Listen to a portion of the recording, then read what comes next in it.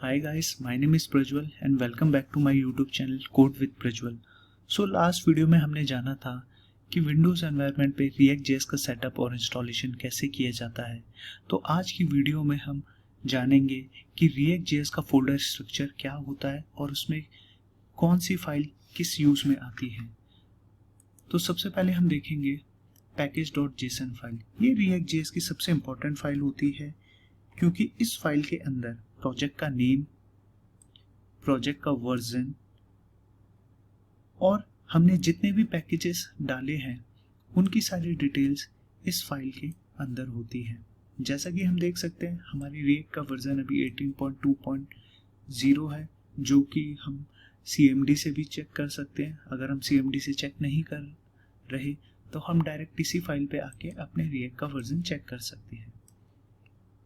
फिर इसके बाद आती है package log.json file. Package log.json file package.json file की डिटेल रखती है। ये पूरे पैकेजेस की हिस्ट्री रखती है और उनके वर्जन को भी कंट्रोल करती है। तो ये भी काफ़ी इम्पोर्टेंट फाइल होती है package.json की तरह। इसके बाद आती है हमारी git ignore फाइल।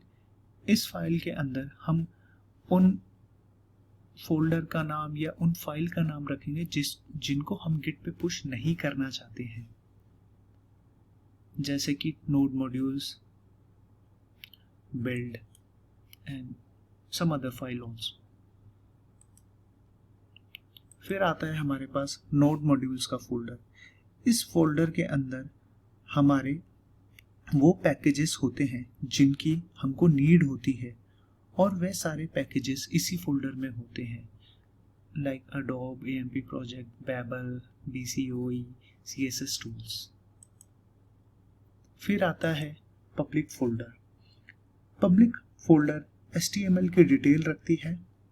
इसके अंदर हमारी फाइल आती है favicon.ico, index.html, लोगो फाइल आती है manifest.json।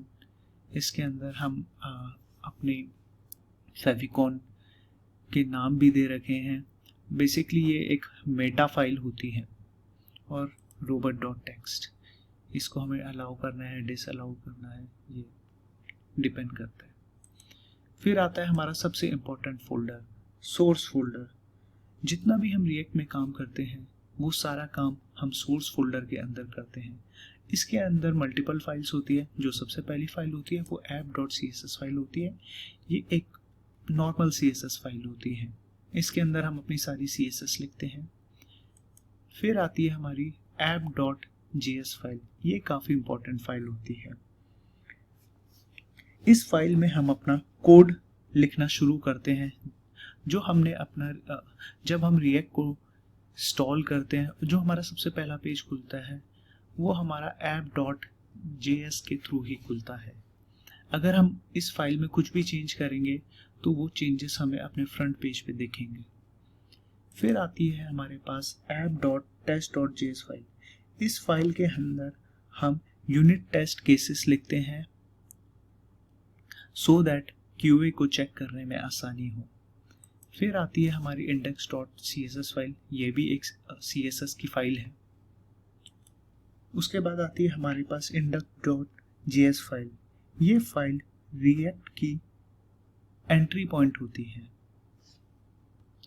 इसमें हम देख सकते हैं कि हमने रिएक्ट को इंपोर्ट किया है, CSS को इंपोर्ट किया है, वेब वाइटल्स को इंपोर्ट किया है। तो ये भी काफ़ी इंपॉर्टेंट फाइल होती है। उसके बाद आता है logo.svg फाइल। इसके अंदर हमारा SVG एक लोगो है। और फिर आती है हमारी रिपोर्ट webvitals.js फाइल।